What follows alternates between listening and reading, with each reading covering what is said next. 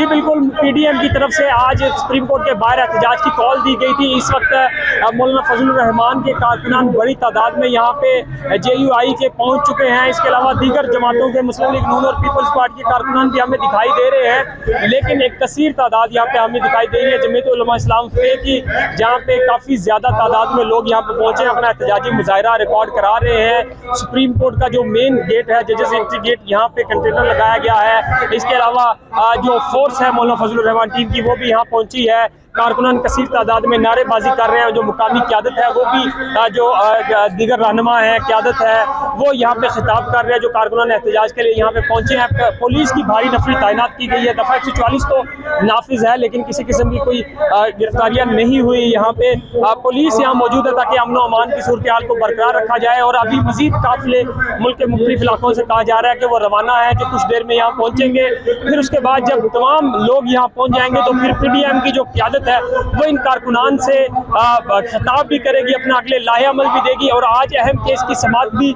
Supreme court में चल रही है। पंजाब इंतखाबात के हवाले से सुप्रीम कोर्ट उसका फैसला क्या देती है। क्या ये भी कहा जा रहा है कि जो एहतजाज है वो जिसको दबाने के लिए या अदलिया के ऊपर चढ़ाई करने के लिए है, तो ये कुछ भी कहना का बस वक्त है।